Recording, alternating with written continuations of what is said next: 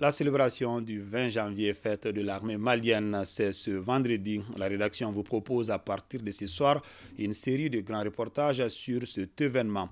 Arrêtons-nous d'abord sur les préparatifs qui vont bon train pour s'assurer que tout est déjà fin prêt. Le ministre de la Défense et des anciens combattants a assisté à l'étape finale de l'exercice de simulation à la place d'armes du 34e régiment du génie militaire. Aridou Matina.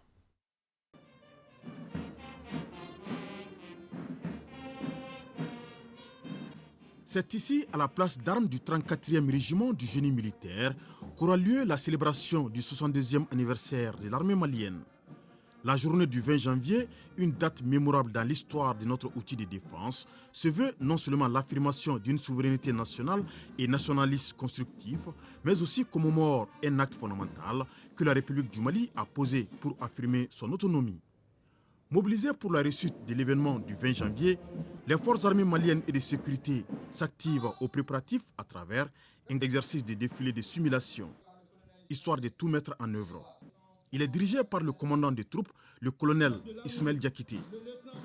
En plus de la section de l'administration pénitentiaire et de l'éducation surveillée, il y a eu également une section des eaux et forêts, une section de la douane, une section de la police nationale, du soutien composé de la direction centrale des services de santé des armées, de la direction du matériel et des hydrocarbures des armées, de la direction du commissariat des armées, de la direction des transmissions et des télécommunications des armées, une section de la police militaire, de la protection civile, de la garde nationale, de l'armée de l'air, de la gendarmerie nationale, du génie militaire, de l'armée de terre et de la direction du sport militaire.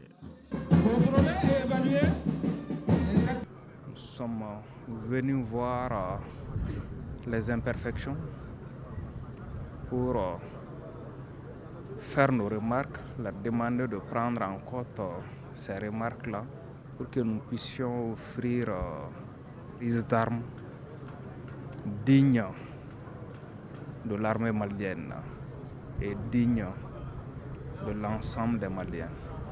La célébration de la fête de l'armée malienne sera aussi marquée par des gestes de reconnaissance, à commencer par des remises de chèques à certains éléments tombés sur le champ d'honneur, mais aussi des remises de médailles en guise d'hommage à plusieurs militaires pour leur sacrifice pour la défense de la nation.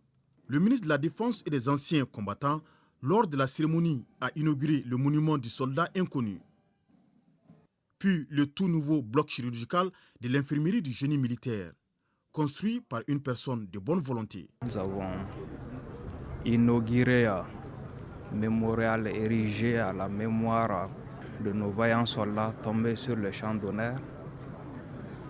Je vais avoir une pensée pieuse pour tous ceux qui sont morts pour le Mali et rassurer l'ensemble des Maliens et des Maliennes que leur sacrifice ne sera pas vain.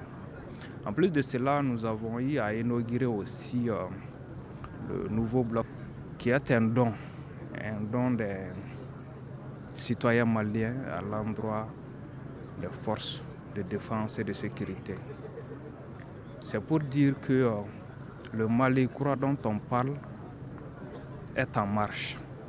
Ce bloc opératoire va non seulement servir les militaires, mais aussi tous les Maliens.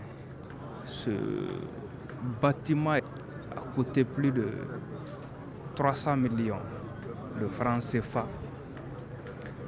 à ce Malien qui a voulu rester anonyme.